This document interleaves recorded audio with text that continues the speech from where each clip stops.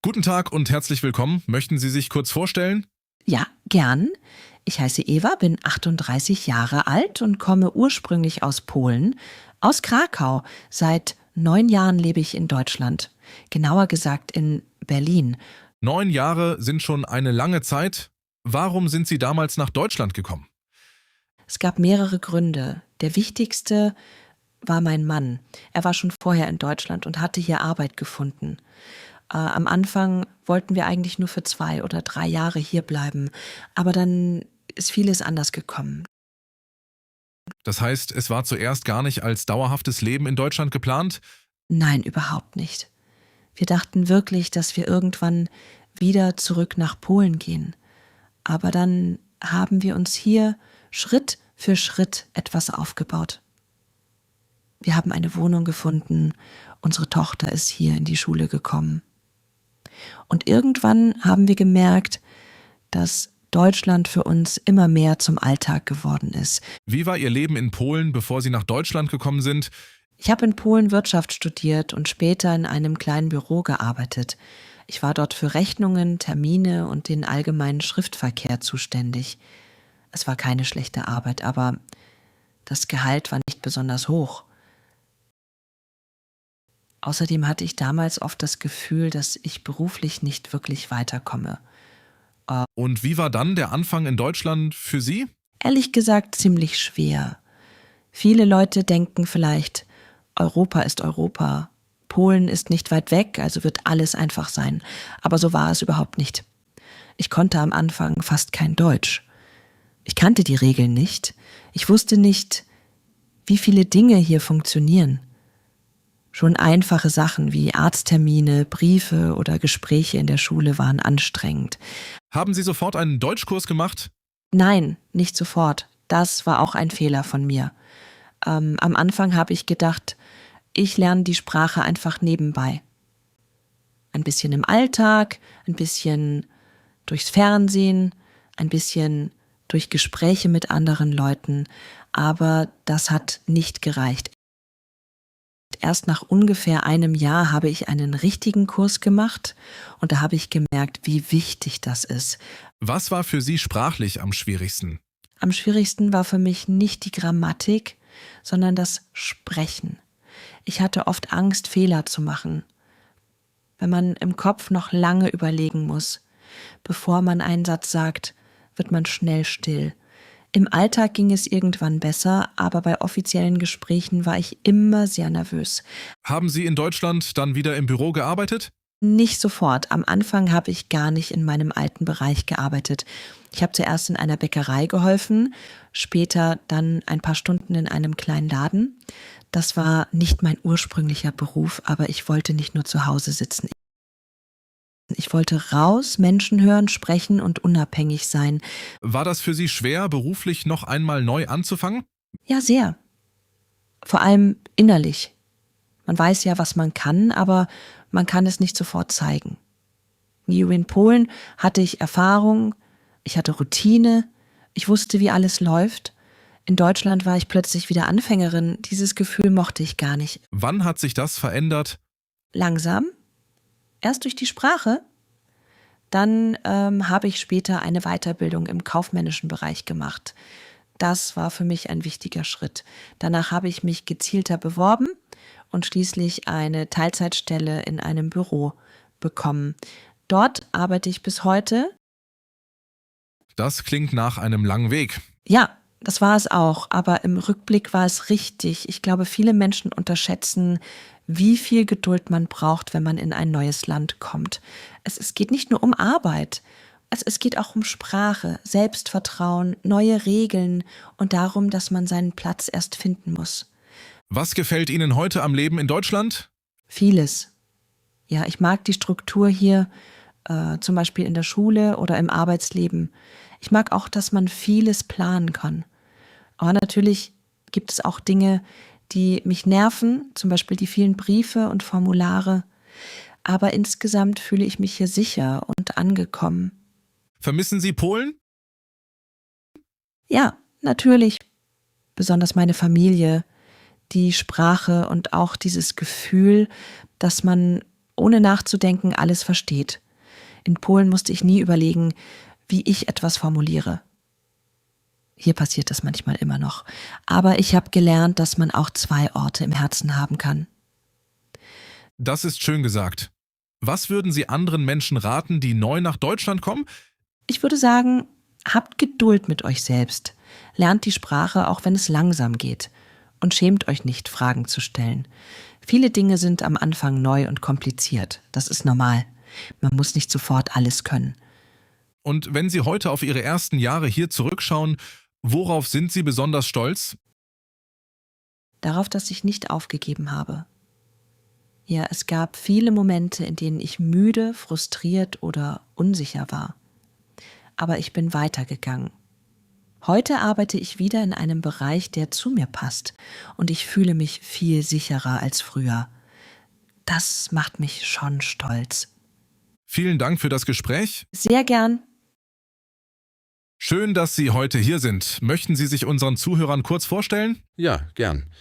Ich heiße Samir, bin 34 Jahre alt und komme aus Syrien, aus Aleppo.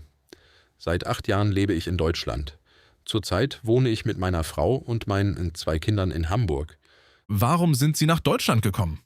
Bei mir war das keine geplante Entscheidung für ein besseres Leben im Ausland, sondern eine Flucht. In Syrien war die Situation damals sehr schwierig und gefährlich.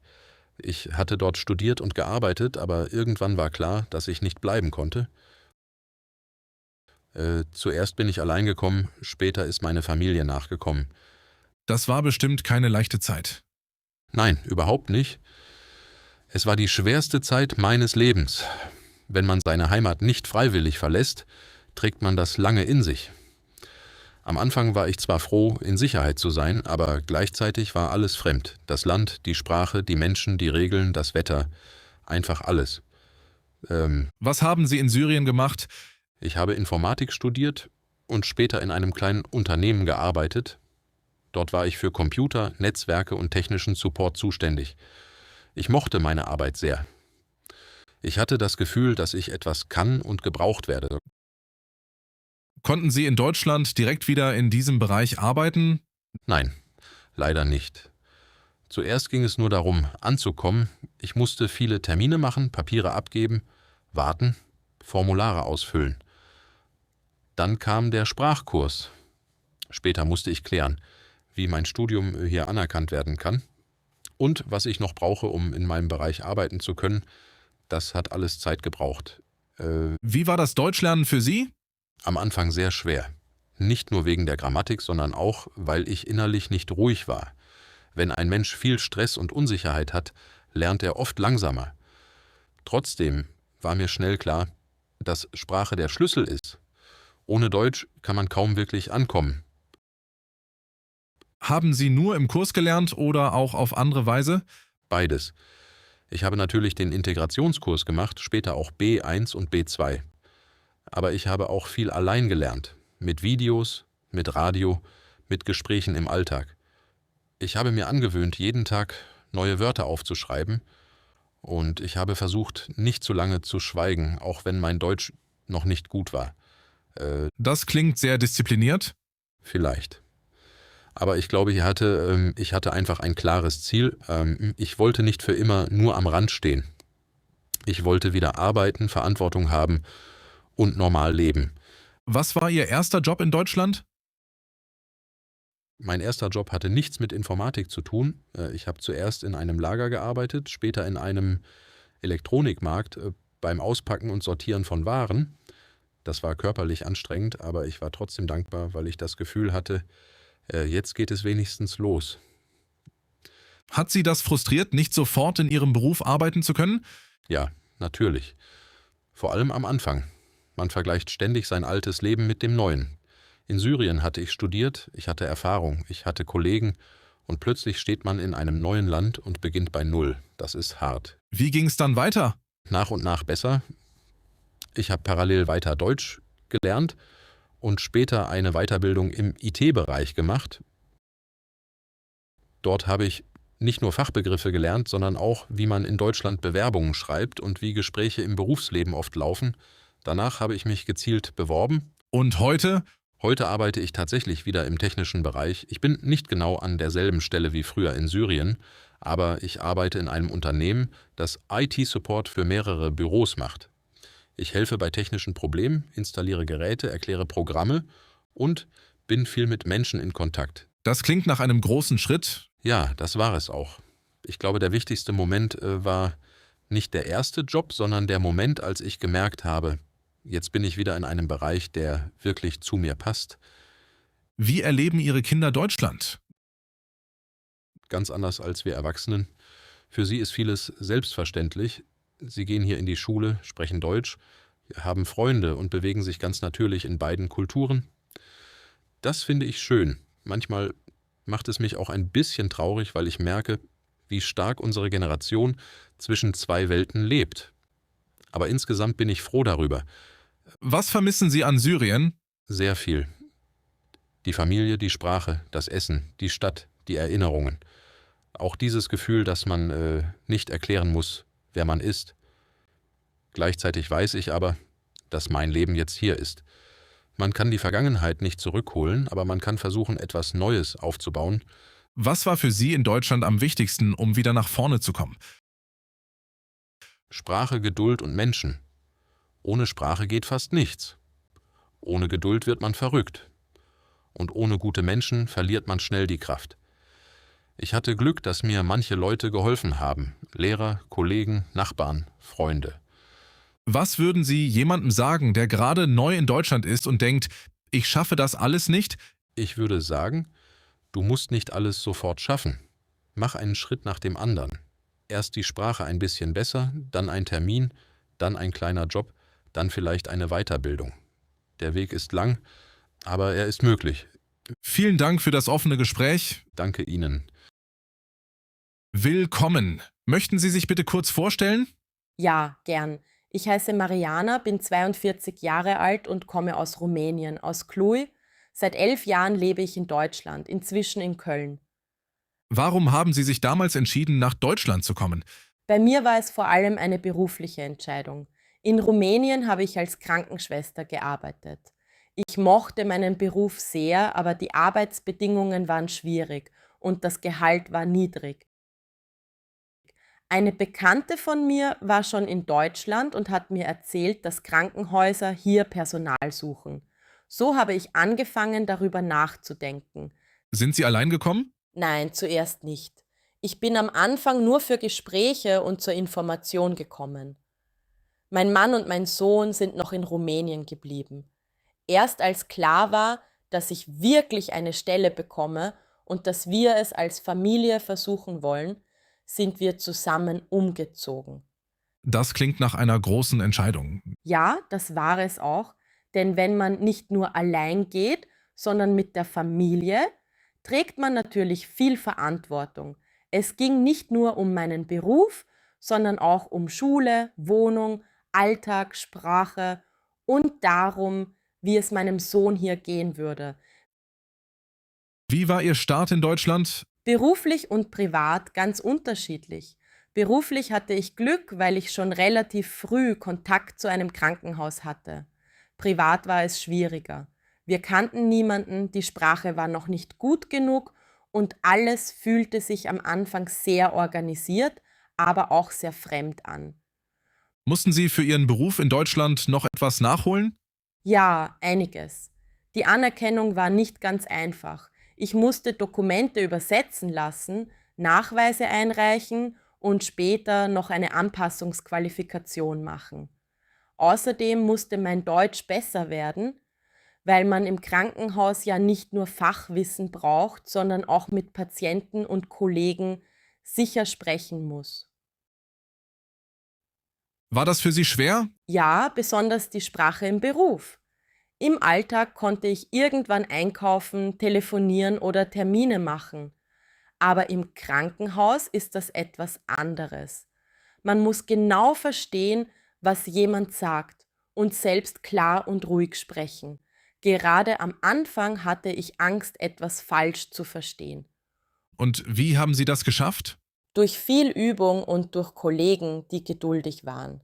Ich habe abends oft Fachwörter gelernt, mir Notizen gemacht und mir typische Sätze aufgeschrieben. Manche Dinge musste ich 10-mal hören, bis sie ganz selbstverständlich wurden. Arbeiten Sie heute noch im Krankenhaus? Ja, seit vielen Jahren. Inzwischen fühle ich mich dort sehr sicher. Ich arbeite auf einer Station mit älteren Patienten und mag diese Arbeit sehr, auch wenn sie natürlich anstrengend ist. Hat sich Ihr Beruf in Deutschland stark von Ihrem Beruf in Rumänien unterschieden? Ja und nein. Pflege bleibt Pflege. Die Menschen brauchen Hilfe, Aufmerksamkeit und Geduld. Das ist überall ähnlich. Aber die Organisation, die Dokumentation und manche Abläufe sind hier anders. In Deutschland ist vieles stärker geregelt und dokumentiert. Daran musste ich mich erst gewöhnen. Wie war es für Ihren Sohn, nach Deutschland zu kommen? Für ihn war der Anfang schwer. Er war damals 10 und sprach natürlich kein Deutsch. Die ersten Monate waren emotional. Er hat oft gesagt, dass er seine Freunde vermisst, dass er die Schule nicht versteht und dass alles komisch ist. Aber Kinder lernen oft schneller als Erwachsene. Nach einem Jahr war vieles schon leichter. Heute studiert er sogar hier. Wirklich? Was studiert er? Maschinenbau. Darauf bin ich sehr stolz. Wenn ich an unsere ersten Jahre hier denke, hätte ich nie gedacht, dass wir irgendwann so weit kommen. Was hat Ihnen persönlich geholfen, in Deutschland anzukommen? Routine. Das klingt vielleicht langweilig, aber Routine hilft sehr. Wenn man neu in einem Land ist, ist alles fremd. Wenn dann langsam ein Alltag entsteht, Arbeit, Schule, Einkauf, Nachbarn, Wege, Gespräche, dann fühlt man sich irgendwann sicherer. Und natürlich hilft es, wenn man nicht allein ist. Vermissen Sie Rumänien noch? Ja, auf jeden Fall. Besonders meine Schwester, meine Eltern und bestimmte Feste. Und manchmal vermisse ich auch einfach die Leichtigkeit, die man in der eigenen Sprache hat. In Rumänien war ich einfach ich, ohne nachdenken zu müssen. In Deutschland habe ich mich am Anfang oft beobachtet gefühlt, obwohl das wahrscheinlich nur mein eigenes Gefühl war. Fühlen Sie sich heute eher deutsch oder eher rumänisch? Eher rumänisch, aber mit einem starken deutschen Alltag. Ich glaube, viele Menschen, die lange im Ausland leben, kennen dieses Gefühl. Man bleibt, wer man ist, aber man verändert sich auch. Heute trage ich beides in mir. Was würden Sie anderen Menschen raten, die in Deutschland neu anfangen wollen? Nicht zu schnell aufgeben. Viele denken nach den ersten schweren Monaten, das war ein Fehler. Aber die ersten Monate sind fast immer schwer. Man muss sich Zeit geben. Und man sollte Hilfe annehmen, wenn man sie bekommt. Niemand schafft so einen Neuanfang ganz allein. Und worauf sind Sie heute besonders stolz? Darauf, dass ich meinen Beruf hier wiedergefunden habe. Und darauf, dass wir als Familie durchgehalten haben. Es war nicht immer leicht, aber heute haben wir ein stabiles Leben. Das ist viel wert. Vielen Dank für das Gespräch. Gern. Herzlich willkommen. Erzählen Sie uns doch bitte zuerst kurz, wer Sie sind. Gern. Ich heiße Carlos, bin 46 Jahre alt und komme aus Spanien, aus Valencia. Seit 14 Jahren lebe ich in Deutschland. Heute wohne ich in München und arbeite im Bereich Gastronomie und Hotelmanagement. Warum sind Sie damals nach Deutschland gekommen? Bei mir war es vor allem die Arbeit. In Spanien war nach der Wirtschaftskrise vieles schwierig. Ich hatte schon im Tourismus und in Hotels gearbeitet, aber die Lage war unsicher. Ein Freund von mir war damals schon in Deutschland und hat mir gesagt, dass viele Hotels hier Mitarbeiter suchen. Ich habe zuerst nicht geglaubt, dass ich wirklich gehe, aber dann ging alles schnell. Was haben Sie in Spanien genau gearbeitet? Ich habe zuerst eine Ausbildung im Tourismusbereich gemacht und später in mehreren Hotels gearbeitet. An der Rezeption, im Service und später auch in der Organisation. Ich mochte den Kontakt mit Menschen schon immer. Hatten Sie schon Deutschkenntnisse, als Sie nach Deutschland kamen? Fast gar nicht. Wirklich nur ein paar Wörter. Ich konnte mich auf Englisch ein bisschen verständigen, aber Deutsch war am Anfang fast null. Und trotzdem sind Sie gekommen? Ja, heute denke ich manchmal, Das war mutig oder vielleicht auch ein bisschen verrückt, aber ich war damals bereit, etwas Neues zu versuchen. Wie war Ihre erste Zeit hier? Sehr intensiv. Ich hatte am Anfang eine Stelle in einem Hotel, aber natürlich nicht sofort auf dem Niveau, das ich aus Spanien kannte. Erst habe ich viel im Hintergrund gemacht, später mehr mit Gästen. Die Sprache war die größte Hürde. Im Hotel muss man ja freundlich, schnell und sicher sprechen. Das war bestimmt schwer. Ja, besonders am Anfang.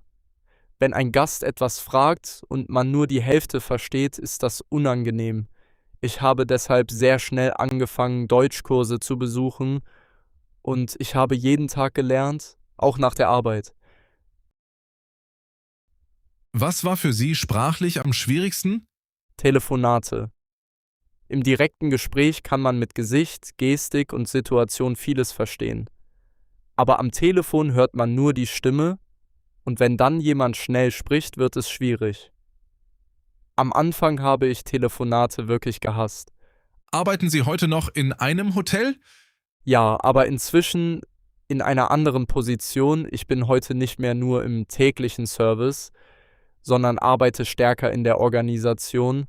Ich plane Abläufe, kümmere mich um Teams und manchmal auch um Gästeprobleme. Das heißt, Sie haben sich beruflich weiterentwickelt? Ja, Schritt für Schritt. Am Anfang war mein Ziel nur ankommen, Sprache lernen, Arbeit haben.